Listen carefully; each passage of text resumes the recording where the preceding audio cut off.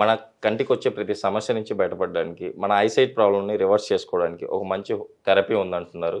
MD Ayurveda doctor T. Mahesh Babu garu. అసలుకి ఈ therapy ఏంటి? ఈ థెరపీ మన ఇంట్లో కూడా చేసుకోవచ్చు. ఎవరైనా చేసుకోవచ్చు అంటున్నారు. అసలుకి ఈ థెరపీని ఎలా చేసుకోవాలి? ఎప్పుడెప్పుడు చేసుకోవాలో తెలుసుకుందాం. నమస్తే సార్. నమస్తే అండి. సార్ ఐసైట్ ప్రాబ్లమ్ అండ్ మన కంటికి వచ్చే ప్రతి సమస్య. ఈ సమస్య నుంచి బయటపడడానికి ఒక మంచి థెరపీ ఉందంటున్నారు కదా!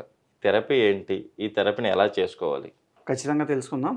సో, అయితే ఫస్ట్ నేను చెప్పేదేంటంటే ఆయుర్వేదిక్‌లో దినచర్య అని ఒకటి చెప్పారు. అంటే మనం పొద్దున్న లేచినప్పటి నుంచి రాత్రి పడుకునేంత వరకు ఏమేమి చేయాలి, ఏమేమి చేయకూడదు అనేది.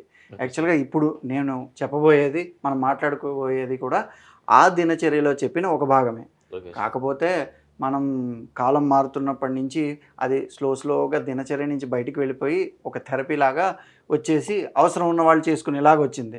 Okay sir. కాకపోతే ఇప్పుడు నేను మన ప్రేక్షకులందరికీ చెప్పేది ఏంటంటే, ఇది ఐ డిసీజెస్ అన్నిటినీ కూడా ప్రివెంట్ చేయడానికి కూడా one of the best therapy and me daily లైఫ్లో రొటీన్ యాక్టివిటీగా హ్యాబిట్యుయేట్ చేసుకోవడం చాలా మంచిది. Okay sir. And already eye problems ఉన్నవాళ్ళు డెఫినెట్గా దీన్ని ప్రాక్టీస్ చేయడం చాలా మంచిది. ఎందుకంటే ఈ రోజుల్లో eye strain, I diseases, I infections అనేవి చాలా ఎక్కువ ఉన్నాయి. Okay sir. సో దానికి కారణం మనందరికీ తెలుసు, టెక్నాలజీ డెవలప్ అవుతుంది.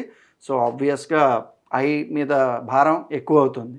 Okay sir. సో అందరూ ఎర్నింగ్ మీద కాన్సన్ట్రేట్ చేస్తున్నారు కాబట్టి డెఫినెట్గా విజన్ అనేది తగ్గిపోతూ వస్తుంది. Okay sir. So screen time ఎక్కువ పెరిగిపోతుంది అండ్ ఐని మిస్యూజ్ అనేది ఎక్కువ, excessive usage, less usage. So ఈ మూడు విధాలుగా కూడా ఐని మనం రాంగ్ డైరెక్షన్లో యూజ్ చేయడం వల్ల మనకు ఐ డిసీజెస్ అనేవి ఈ ఎరాలో చాలా కామన్ అయ్యాయి.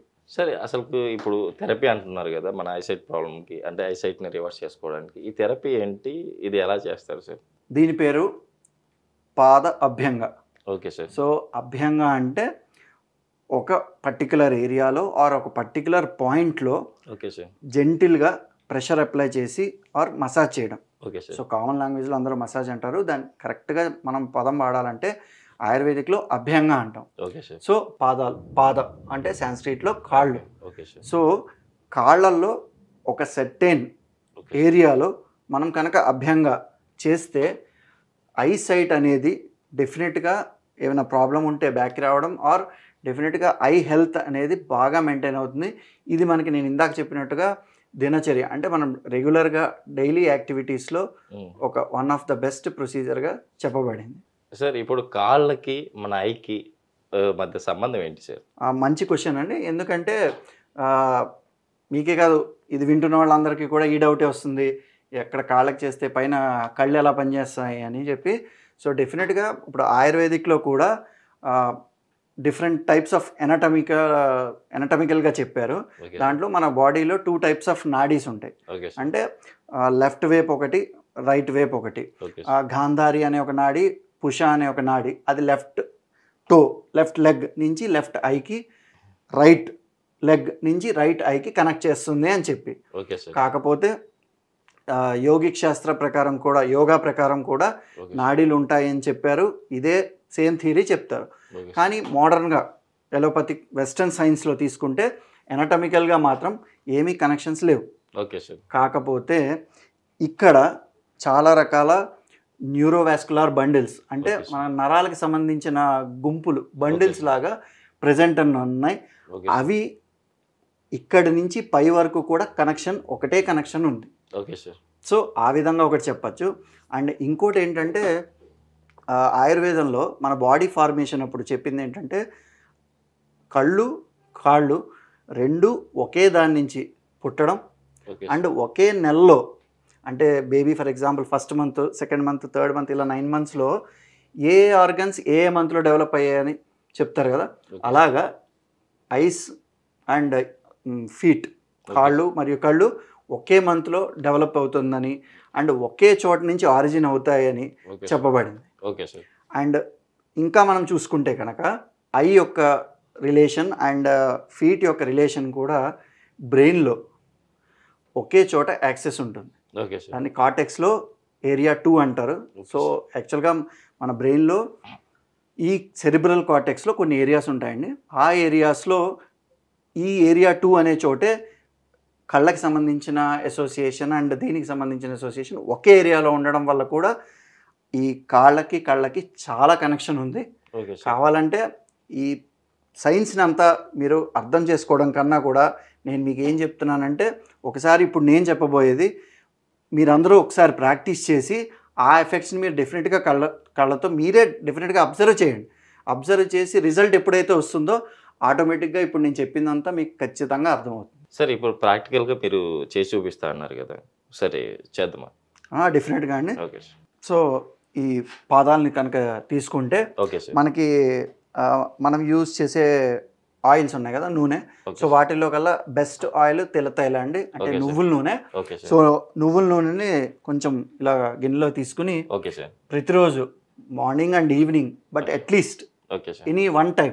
So morning preferable or night అయినా పర్వాలేదు. ఓకే సో మార్నింగ్ ఆయిల్ని తీసుకుని ఓకే సార్. కరెక్ట్గా ఇప్పుడు మనకి మీరు చూసుకుంటే కనుక ఆక్యుపంచర్, ఆక్యుప్రెషర్ ఇవన్నీ కూడా ఆయుర్వేదిక్లో చెప్పిన మర్మా థెరపీ అని ఒకటి ఉంది. Okay sir. సో మర్మా అనే ఒక క్రూషియల్ పాయింట్స్ చెప్పారు బాడీలో. Okay sir. అంటే ఏదైనా డిసీజ్కి ఆ మర్మాన్ని బేస్ చేసుకుని ట్రీట్మెంట్ చేయడం అనేది ఒకటి ఉంది. ఓకే సో మనం చూస్తున్న ఆక్యుపంచర్ అండ్ ఆక్యుప్రెషర్ అక్కడి నుంచే డెవలప్ అయ్యాయి. Okay sir. సో ఇప్పుడు జాగ్రత్తగా గమనించండి. ఈ ఫస్ట్ ఇది పెద్ద వేలు, బొటన్ వేలు ఏదైతే ఉందో ఆ బొటన్ వేలు, మళ్ళీ ఈ పక్కనున్న వేలు, ఓకే సార్. ఈ బొటన్ వేలు నుంచి ఈ మొత్తం రెండో వేలు వరకు ఇక్కడ ఒక యూ షేప్డ్, మీరు కరెక్ట్గా గమనిస్తే కనుక ఓకే ఈ సార్. రెండు కాళ్ళల్లో కూడా ఇక్కడి నుంచి ఇక్కడికి మన చేతిలోకి కొంచెం ఆయిల్ అనేది తీసుకుని కరెక్ట్గా నేను చెప్పిన విధానంగా అదే షేప్లో ఓకే సార్. ఈ బొటన్ వేలు నుంచి ఈ రెండో వేలుకి, ఇప్పుడు ఇక్కడ ఆయిల్ అప్లై చేస్తున్నాను చూడండి, ఈ బటన్ వేల్ నుంచి ఈ రెండో వేలకి ఇదే యూ షేప్లో ఇలా కనుక డైలీ ఒక 15 to 20 minutes ఓకే సార్. మీరు మసాజ్ చేసుకోగలిగితే డెఫినెట్గా మీ ఐసైట్ అనేది ఇంప్రూవ్ అవుతుంది. అండ్ ఐసైట్ ప్రాబ్లమ్స్ అనేవి మీకు ఫ్యూచర్లో కూడా డెఫినెట్గా రావు. ఎందుకంటే ఇది ఆయుర్వేదిక్ దినచర్య, అంటే మనం రెగ్యులర్గా డైలీ యాక్టివిటీస్ చేయాల్సిన దాంట్లో మెన్షన్ చేశారు. Okay sir. సో ఇదే యూ షేప్లో చేయాలి. అండ్ ఇది ఒక ఇంపార్టెంట్ మర్మ పాయింట్ ఆయుర్వేదిక్ ప్రకారం. సో ఖచ్చితంగా ఇక్కడ మనం డైలీ ఒక 15 to 20 minutes ఇలా కనుక పాద అభ్యంగా, ఓకే సార్, అంటే ఈ ఒక మసాజ్ కనుక చేసుకోగలిగితే ఐసైట్ అనేది చాలా బాగా ఇంప్రూవ్ అవుతుందండి. సార్ ఇప్పుడు యాక్చువల్లీ మన కంటికి అండ్ కాళ్ళకి కనెక్షన్ ఉంటుంది, మీరు చెప్పినట్టు కనెక్షన్ ఉంటుంది. కాబట్టి మనం చేసుకోవడం వల్ల ఐసైట్ ప్రాబ్లమ్ మనం రివర్స్ చేసుకోవచ్చు ఖచ్చితంగా. సార్ అందరికీ మామూలుగా అయితే కొంతమంది వికలాంగులు ఉంటారు, వాళ్ళకు ఐసైట్ ప్రాబ్లం నుంచి వాళ్ళు కూడా రికవర్ కావాలంటే ఏం చేయాలి? అవునండి, మీరు చెప్పింది నాకు అర్థమవుతుంది.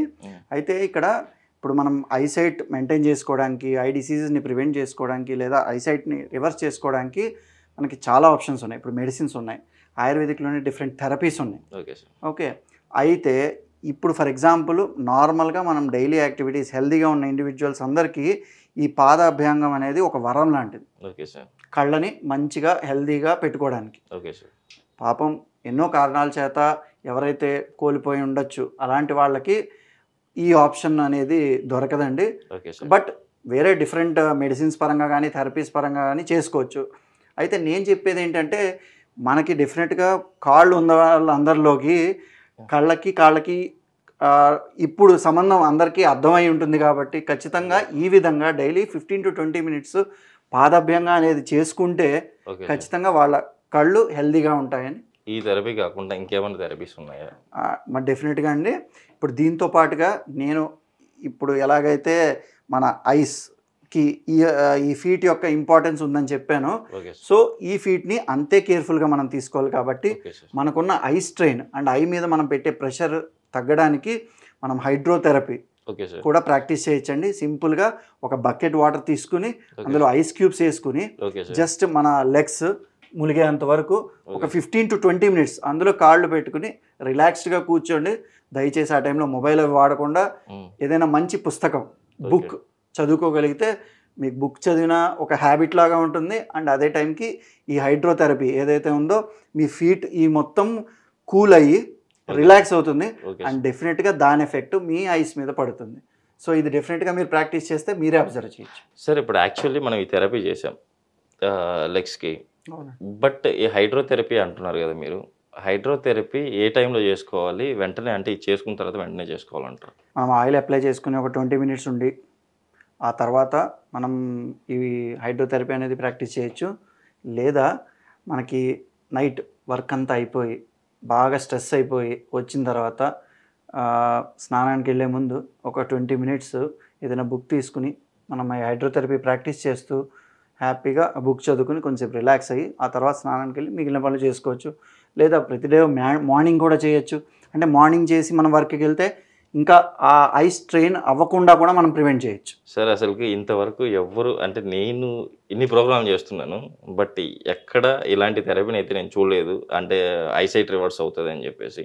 బట్ ఇంకొకటి కూడా ఎటువంటి టాబ్లెట్స్ మనం యూజ్ చేయట్లేదు ఇక్కడ. అవునండి. జస్ట్ ఇంట్లోనే మన చిన్న అవును. టెక్నిక్ అంతే. ఈ టెక్నిక్ గురించి చాలా చక్కగా వివరించారు. Thank you sir. Thank you అండి.